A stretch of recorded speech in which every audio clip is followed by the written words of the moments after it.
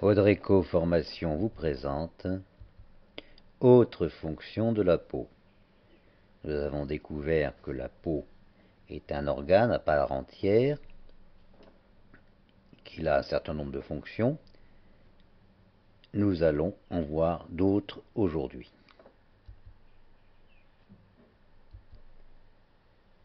La peau, tout d'abord, est une réserve de sang et une réserve d'eau. On l'a vu, la région de la peau, qui contient une moyenne de 10%, en moyenne 10% de la quantité totale du sang présent dans l'organisme, est fortement vascularisée, parcourue de nombreux vaisseaux sanguins. Nous avons dit comment ces derniers participent à la régulation thermique, à la faveur de leur constriction ou de leur dilatation. C'est-à-dire que nous avons vu que lorsque il fait chaud, il y a dilatation des vaisseaux sanguins. Au contraire, lorsque l'organisme est mis dans un environnement très froid, afin de limiter les pertes caloriques, il y a au contraire constriction des vaisseaux sanguins. Enfin, vous le savez, ces vaisseaux permettent d'apporter de l'oxygène et de la nourriture aux cellules.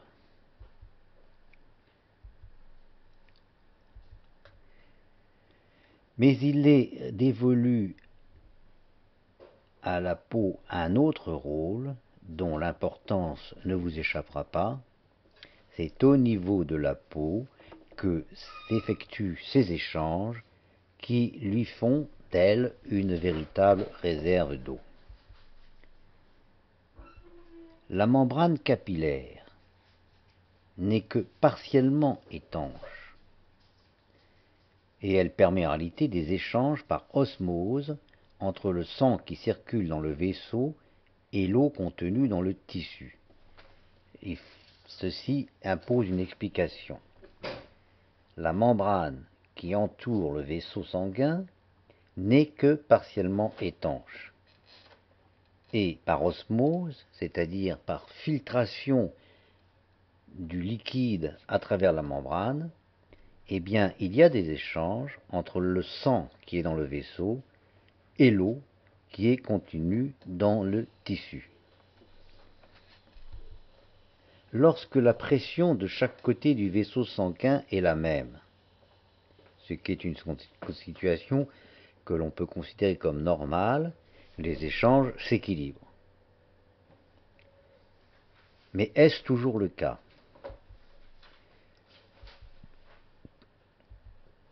Supposons par exemple que la pression diminue à l'intérieur du vaisseau. C'est ce qui se passe lorsque l'organisme subit une hémorragie. Lorsqu'il subit une hémorragie, la pression sanguine évidemment diminue et donc la pression à l'intérieur du vaisseau diminue. Il n'y a pas besoin qu'il y ait une hémorragie. Cela peut se produire pour d'autres raisons. Par exemple, tout simplement lorsqu'il y a une incapacité de la peau à retenir l'eau. À ce moment-là, il y a un appel d'eau vers l'intérieur du vaisseau. Et cette eau qui pénètre dans le vaisseau crée donc une déshydratation correspondante de la peau. Si donc la pression à l'intérieur du vaisseau sanguin diminue, par osmose, l'eau présente dans la peau pénètre dans le vaisseau sanguin, elle manque donc à la peau, il y a déshydratation correspondante de la peau. Il est extrêmement facile de reconnaître une peau déshydratée. Pincez la peau d'un animal en bonne santé. Elle reprend immédiatement sa forme naturelle quand vous relâchez votre pression. Pincez maintenant la peau d'un animal déshydraté. Le pli cutané que vous avez créé demeure. C'est un moyen extrêmement simple de reconnaître qu'un jeune animal, par exemple, est déshydraté, ou un vieux chien. Vous pincez la peau à un endroit, sur le côté, au niveau du thorax par exemple. Cela crée un pli. Si ce pli demeure au moins un certain temps, eh bien, c'est la preuve que l'animal est déshydraté. Dans le cas d'une peau normalement hydratée, le pli cutané disparaît quelques secondes après que l'on cesse de le maintenir.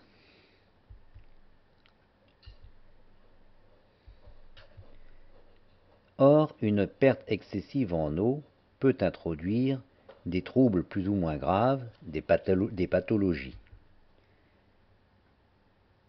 Cela est si vrai que la déshydratation de la peau, ce qu'on appelle encore la dessiccation, peut aller jusqu'à mettre la vie d'un enfant en danger, et il en est de même pour tout animal jeune. De même, les peaux des individus âgés montrent une incapacité plus ou moins marquée à la rétention d'eau. Ces peaux apparaissent alors ridées, rêches, avec une prédisposition exagérée à ce qu'on appelle la desquamation.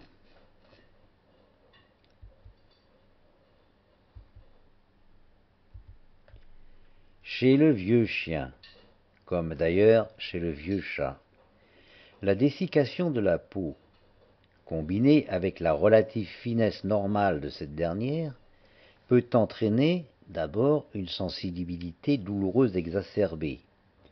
Les animaux deviennent extrêmement sensibles et donc finalement difficiles à toiletter.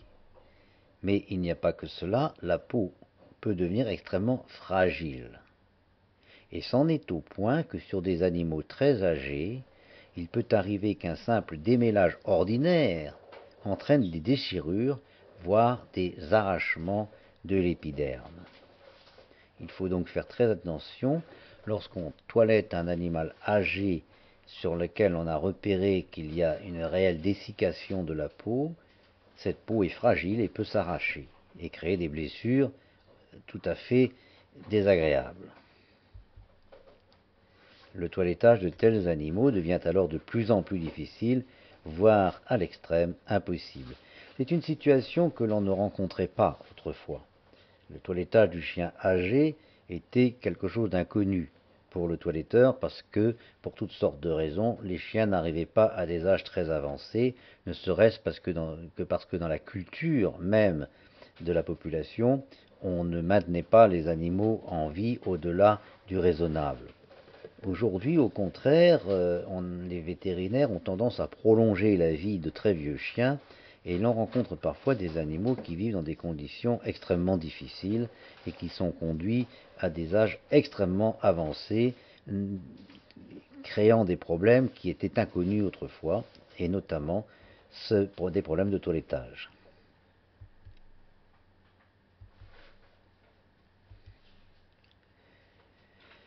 Ce qu'il faut comprendre, c'est qu'à partir d'un certain stade de déshydratation, de dessiccation, le phénomène s'auto-accélère. Dit autrement, plus une peau est sèche et moins elle est imperméable, ce qui aggrave encore le phénomène de déshydratation. Et vous comprenez pourquoi la réhydratation de la peau, qui seule permet de réimperméabiliser cette peau, devient un acte majeur en dermatologie. Lorsqu'un animal est déshydraté, il faut absolument réhydrater la peau afin de lui redonner son imperméabilité.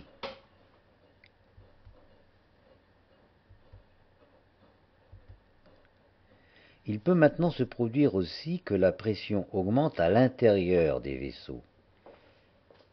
Cela se produit en cas d'insuffisance cardiaque, par exemple. Les échanges avec les liquides de la peau ne se font plus. L'eau et les substances dissoutes s'accumulent en dehors des vaisseaux. Il y a hyperhydratation et c'est ce qui se traduit alors par l'apparition de gonflements ou par des œdèmes. Lorsque vous voyez que des animaux, d'ailleurs des personnes, ont le bas des membres gonflé ou présentant des œdèmes, cela peut être le signe fort d'une insuffisance cardiaque. l'eau et les substances dissoutes s'accumulent dans les vaisseaux, il y a hyperhydratation. C'est le contraire de la situation que nous avons vue précédemment.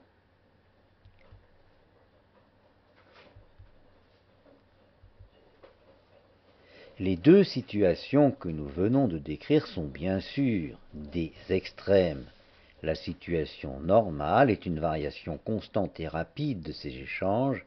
Il y a une variation constante des échanges et donc une importante variabilité de l'hydratation de la peau, c'est-à-dire que la peau est plus ou moins hydratée à l'intérieur de petites variations continues, le retour à l'équilibre se faisant de manière continue.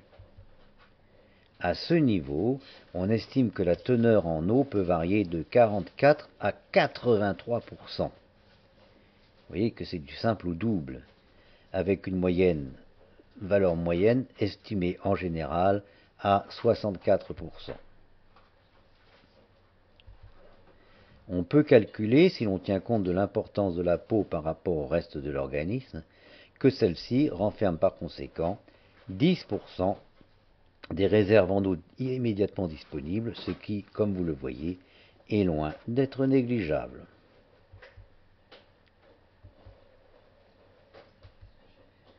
Nous avons déjà noté le rôle d'isolation thermique permettant notamment la limitation des perditions de chaleur. Ce tissu adipeux a cependant d'autres rôles.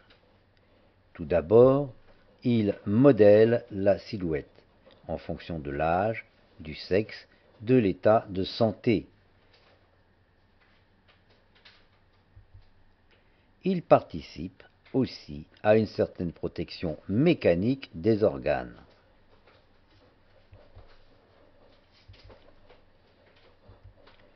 Mais une fonction plus essentielle du tissu adipeux sous-cutané est d'être, au plan métabolique, une réserve d'énergie et de nutriments qui permet à l'organisme de faire face à une pénurie d'apports alimentaires pendant de longues semaines. Alors ceci est une caractéristique importante chez les canidés et notamment chez le chien. La graisse contenue dans le tissu adipeux permet au chien de traverser de longues périodes où il n'est pas alimenté parce que ce tissu adipeux est une réserve de nutriments, de nourriture. Sachez que le loup peut rester plusieurs semaines sans prendre de nourriture du tout et sans que pour autant il en ait le moindre désagrément physique. Vous savez qu'au-delà d'une certaine période où un organisme n'est pas alimenté, il s'ensuit des troubles qui ne seront pas réversibles. Mais ce n'est pas le cas pour le chien qui peut rester même plusieurs semaines sans prendre aucune nourriture. À noter que ce n'est absolument pas le cas du chat. Un chat ne peut pas rester plus de 24 heures sans nourriture, il s'ensuit alors des désordres qui ne seront pas réversibles. On a constaté que des loups peuvent ainsi traverser des périodes longues de disette complète sans la moindre nourriture et sans aucun dommage. Un chien ou même un chiot peuvent donc ainsi se passer de tout apport alimentaire pendant plusieurs jours. Je rappelle que ce n'est absolument pas le cas du chat. Le stockage ne peut cependant se produire que si le bilan énergétique est positif, c'est-à-dire si l'on a amené plus d'énergie que l'on en a dépensé. Il est important de veiller à ce que cette réserve ne se dégrade pas au-delà d'un certain point, car la fragilisation qu'elle entraînerait pourrait se révéler létale, c'est-à-dire mortelle, dans certaines situations.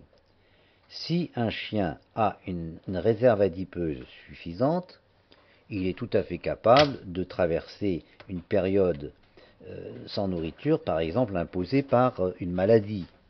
Il ne peut pas manger, la nourriture est vomie, mais il a des réserves et il résistera. En revanche, s'il n'est pas dans ce cas, s'il est déjà à la limite de ses réserves, alors il va mourir. Et ce phénomène se produit souvent chez les jeunes chiens et chez les chiens qui sont alimentés de manière industrielle. La nourriture industrielle, avec tous ses défauts, on a un tout à fait net, c'est qu'il ne permet pas, chez la plupart des sujets, la constitution d'un tissu adipeux sous-cutané suffisant. Alors cela peut plaire parce que dans notre éthique actuelle, on s'imagine qu'un animal est beau lorsqu'il est en quelque sorte mince et maigre. Mais ce n'est pas ce que veut la nature.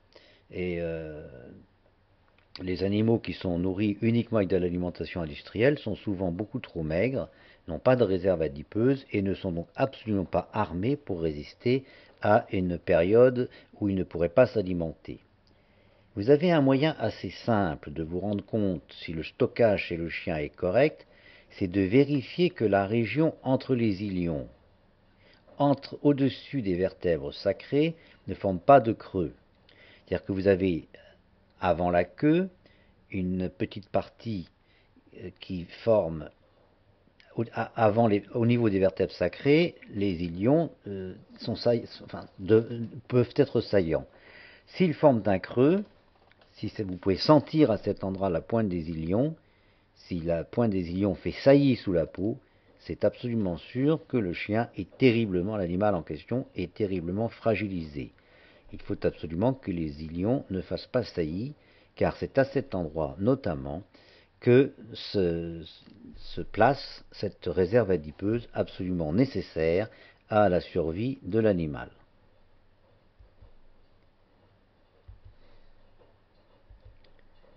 Un chiot dont on peut sentir les vertèbres sacrées entre les ilions, c'est-à-dire non seulement on sent les ilions, mais on peut sentir la colonne vertébrale, si vous voulez, avec le doigt, eh bien, il est en situation de grande fragilité, car il lui sera impossible de résister, par exemple, à une diète pourtant rendue souhaitable par l'apparition de telle ou telle maladie.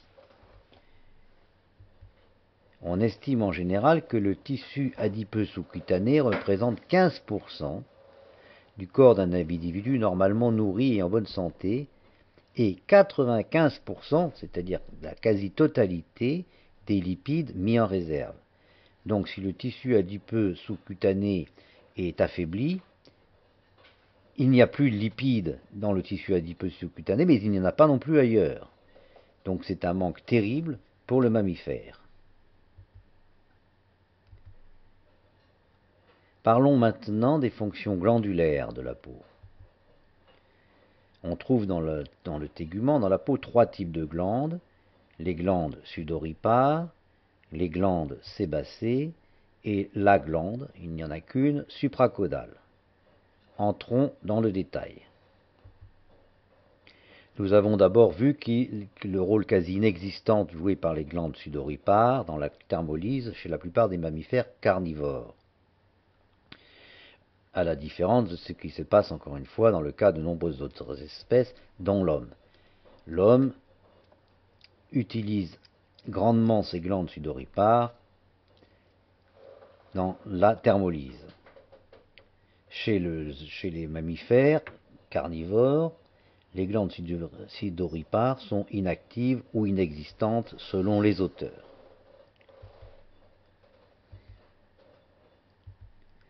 La glande supracaudale, d'abord il n'y en a qu'une, et où est-elle?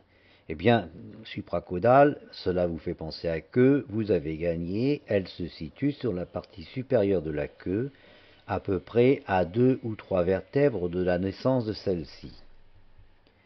Elle ressemble à un ovale d'une longueur de 1 à 3 cm, et elle se caractérise par le fait que dans cette zone, les poils se présentent isolés et non groupés en follicules comme nous allons le voir. C'est le cas pour le reste du corps. Vous allez voir que la plupart du temps, les poils se présentent non pas un par un comme les cheveux humains, mais en bouquet. C'est le cas pour la totalité du corps des animaux, sauf au niveau de la glande supracaudale, où les poils sont donc en somme beaucoup plus rares.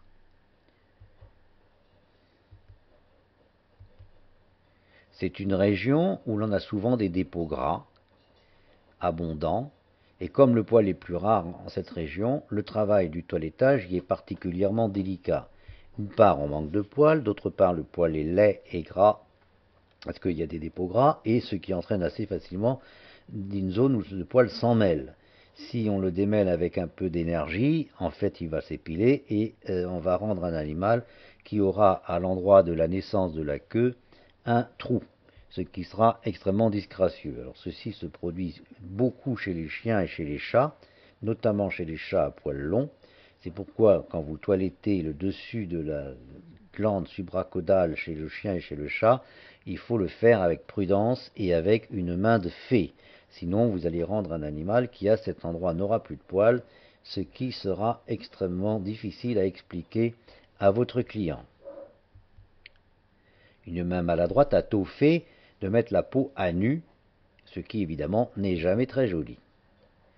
La glande supracodale existe chez le chien comme chez le chat, mais le toilettage de cette région chez le chat, et notamment quand il s'agit des poils longs, est encore plus difficile que chez le chien. À quoi sert cette glande? On n'en sait encore trop rien. On estime que le rôle est en rapport avec une certaine signature olfactive des individus. Grâce à cette glande doit émettre sans doute une odeur particulière ou des phéromones, ce qui permet finalement d'avoir peut-être un rôle sur le comportement sexuel.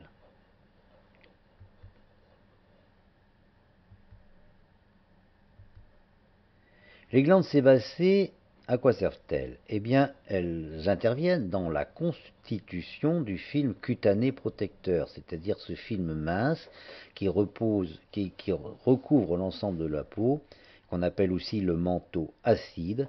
C'est un ensemble relativement complexe qui est constitué justement du sébum émis par les glandes sébacées, mais aussi par un mélange constitué de cellules kératinisées mortes.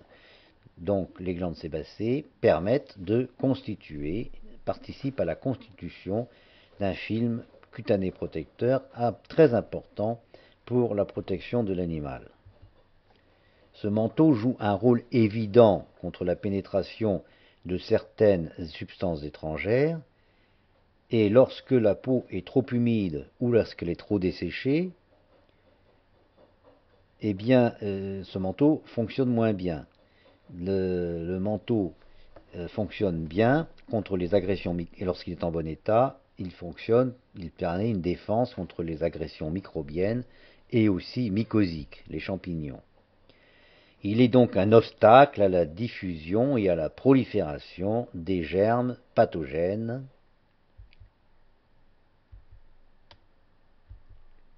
La valeur acide du manteau chez le chien oscille, selon les auteurs, de 6,2 à 6,4.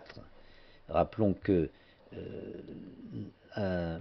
lorsque une valeur acide est de 7, cela veut dire qu'en réalité elle est neutre. Lorsqu'elle est inférieure à 7, le mélange est acide. Lorsqu'elle est supérieure à 7, le mélange est basique. Chez le chien, la valeur acide est inférieure à 7. Rappelons que chez l'humain, elle est neutre, en principe, donc 7. Ce n'est pas tout à fait vrai. Elle est de moins de 7 chez l'enfant, un peu moins de 7 chez la femme et 7 chez l'homme. Sachez que chez le chien, elle est supérieure à 7. Concrètement, cela signifie que le chien est moins bien protégé contre certaines agressions que l'homme ou le chat. La teigne, par exemple, peut ne jamais apparaître chez le chat, parce que comme il a un pH supérieur à 7, il est très bien protégé. Il peut être porteur de la teigne, mais ne pas développer ce germe. On dit alors qu'il est porteur sain. De même, l'homme en bonne santé sera assez rarement atteint par la teigne, alors que la femme, parce qu'elle a un pH plus faible, et surtout l'enfant, résisteront beaucoup plus difficilement. Beaucoup plus difficilement, oui. Donc dans une famille, si un chat apporte la teigne, le premier à la développer sera le chien, en second l'enfant, en troisième la femme, et normalement l'homme, s'il est en bonne santé, ne devrait pas la développer. Pour la petite histoire, sachez que le cheval aussi est extrêmement sensible à la teigne, car lui aussi a un pH assez faible. Une affection pathologique chez le chien est la séborrhée. Qu'est-ce que la séborrhée? Eh bien, c'est un excès de sébum. Il y a donc suractivité des glandes sébacées et donc une production excessive de sébum. Comment lutter contre la séborrhée? Des soins constants, des bains, des massages réguliers de la peau permettent de rendre l'activité des glandes sébacées normale. En tout cas, c'est ce qui se passe dans la plupart des cas. Cette affection sera guérie par des soins appropriés et réguliers. La nourriture peut également avoir un rôle dans la séborrhée. Une nourriture trop riche en particulier peut la favoriser. C'est le cas souvent des nourritures de caractère industriel.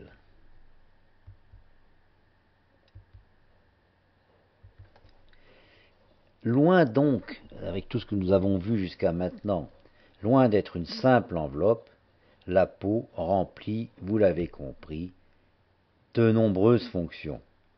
C'est un organe vital à part entière. C'est l'interface entre le milieu extérieur et l'environnement. C'est un système de protection anatomique, chimique, antibactérien et immunologique. Vous comprenez pourquoi j'ai commencé ce cours en vous disant qu'il vous fallait des connaissances sur ce sujet pour éviter de vous attaquer à quelque chose qui est fondamental pour la bonne santé et l'équilibre des animaux. Je vous remercie de votre attention.